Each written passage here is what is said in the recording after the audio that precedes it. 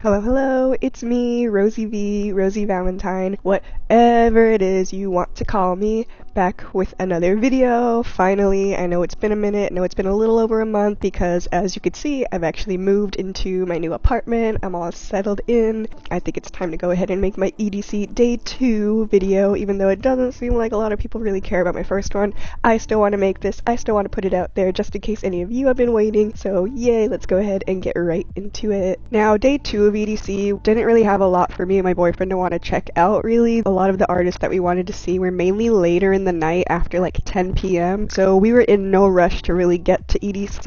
We were kind of resting a little bit. The weather this day was pretty cloudy, but it was still kind of warm and it was really windy, but it was warm winds, at least during the day. That was kind of like a weird little difference compared to the last year, where the year before it was super sunny the entire time. We didn't really have any issues with weather. Today, Day 2, there was a lot of wind, which if anybody went to EDC, y'all know what that was like. It was just full on, just you could see people struggling to keep their totems up. The girlies' hairs have all come undone. I kind of made the mistake of wearing a skirt, but at least I had shorts on underneath, so I was a little bit more confident in that. And of course, this was like the one outfit that I brought that I was a little bit more like, ooh, this is kind of slightly out of my comfort zone, slightly risque. I'm gonna go ahead and go for it, and then boom, the wind is like, hey, we want people to see your booty. And it was just kind of like, oh my god. Luckily I brought some leggings to put on when it got later and colder, which definitely happened. We got to the Rio Hotel at about like 7 o'clock. The lines seemed a little bit more thought out. People were a little bit more organized. Not as much confusion. Still, the only thing is people just not paying attention. Like I mentioned in my Day 1 video, groups of people with their backs turned to the actual like security and not moving when the line is moving. That's the only issue, is people just not paying attention. Other than that, it was pretty okay. We got in quickly. Security was still a little lax. They checked both of my compartments in my hydro pack, but not very thoroughly. They just kind of peeked, patted the sides, and then they're like, okay, go. So cool. I had what I actually needed on my body though. Always the main rule, try to remember this if you're going to EDC next year. Keep stuff on your person if you can. I will emphasize that so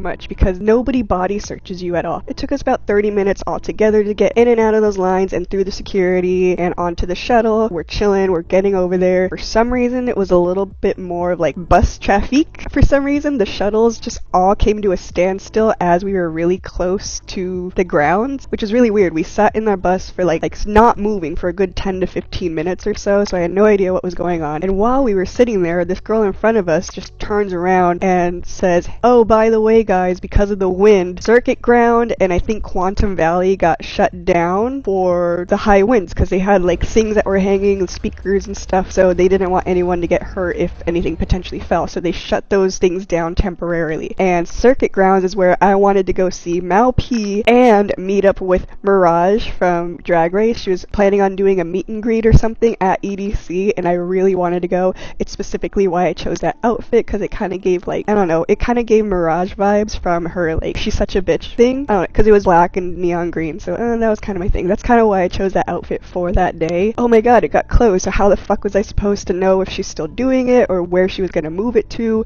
There's no signal at all for me to go on Instagram and try to figure out what she's trying to do, so oh my god, I was already like, not freaking out, but I was getting a little bummed, and we had not even made it to the grounds. We finally do. Super windy. You already see a bunch of people when you walk in with those like Chipotle burrito blankets, so that's kind of already how I knew the night was gonna end up being really cold and crazy. And it actually ended up raining at some point. Not a lot, just a little sprinkle for a minute. At least if you're rolling, it probably felt really good. But at the same time, I know some people's like their hair and makeup was probably not ready for all that. Like I said, it really didn't come down heavily, but it was just really unexpected out of nowhere. Since we didn't really have anyone to go see right when we got in, my boyfriend really wanted to go get some merch, so we went over to the merch table. Oh my god, we stood in line for like hour and a half waiting for merch, and every time we were saying like, oh, you know what, maybe we'll just get out if it doesn't seem like it's moving. Of course it started moving, so we stayed, but it still took a long time because of course you get people who are cutting, people who like, oh,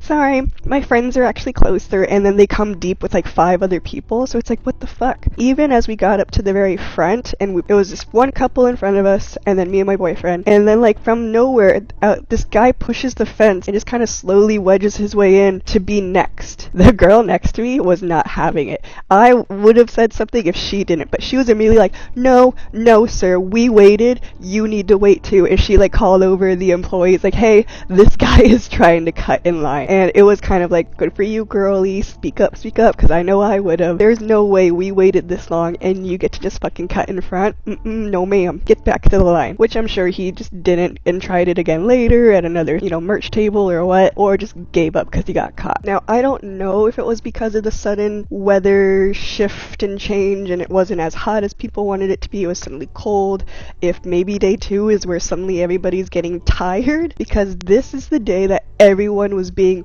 rude, straight up shoving. Like I mentioned, people are cutting in some lines, bumping into you. Not even like if they're dancing, like I get like, yeah, if you're dancing and you bump into someone on accident, say you're sorry. These people just do not give a fuck. People like literally shove you. Y'all need to fucking chill, and you already know those people are not true ravers. They're just there to say they went to EDC, which is fucking crazy, because plur, say it with me now, peace, love, unity, and respect. We respect each other. If you do not respect me, I ain't gonna respect you. And then all of a sudden, I'm throwing gum in your hair because you shoved me in the back trying to get by. I will literally be standing in like what I think is the tightest spot nobody can squeeze by, and like I get 2 trains literally just like, oh my god, and I'm squished, like I can't move, and those lines are all like 20 people deep. How do y'all have so many friends that can make it into this event? Once there's over 6 or 8 people, I'm cutting and I'm pushing my way through too, because literally out of all those lines, nobody in that 20-person line says sorry, excuse me. They just go. So yeah, day 2, people were probably getting so irritated with everything, or they're already really tired that it was just catching up to them, and I was not having it. When it comes to the way people are, people were not as chill on day 2. They reopened circuit grounds just before 10 or 11. Whenever Mal P was supposed to come on, they reopened circuit grounds. So I'm thinking, oh my god, Mirage is still gonna have her meet and greet. So me and my boyfriend go over. Since I waited in that hour-long line for him for merch, he was like, I'm gonna help you find your drag queen. So we went over there, but it's a massive crowd of people, of course. Now that they reopened that stage, a lot of people are trying to go. Plus, Mal P is really great. Of course people are gonna want to go. After making my way through this large group of people, mainly on the sides, like kind of looking over, because Mirage did have a totem that with herself on it I was really trying to look for. No luck in finding her, so I was just gonna continue on for the rest of my night, going to see the people we actually wanted to see. And then of course, if I happen to see her, then I happen to see her and meet her, but I did not throughout the whole night, which was a little sad. But oh well, maybe, no, I'm just gonna say maybe next year, but I did not get tickets to next year, so After we saw Mel's piece set, we went over to the art beatbox cart. I don't fucking know. One of those random side smaller things for like smaller DJs. Emo night was going on at that time at like 11 to midnight or something, so I wanted to go because I love emo night. I still listen to emo 2000s, emo punk pop, whatever the fuck genre music, and I always love to go to emo nights even when it's in my home city, so I'm like, sick, emo night at EDC, let's go. However, the sound was really disappointing. I don't know if the water from the rain ruined their sound system. You could not really hear shit, and I was somewhat close to the front, so we kind of just dipped because of that. It was just kind of hard to get into the vibe if it sounded like somebody was playing from like a small speaker, like a small Bluetooth speaker. That's kind of what it sounded like. So we just kind of turned around, walked away, went to go look for some other shit to do. We saw Isonoc, that fucking combo. I don't know the 2 actual artists themselves, but Isonoc, we caught that, which was sick. And then we caught a little bit of Olenium, Sad Boy Times, right before we left for the night. And that is pretty much it for day 2. Like I said, it wasn't really too eventful, not too much happened for us at least, so that's pretty much it for that. Thank you to whoever stopped and watched this. Thank you if you made it all the way this far. I really appreciate it. Like this video, subscribe, do whatever you need to if you really liked it and enjoyed this. And of course, if you want to see day 3, go ahead and do all that. And I'll see you guys then.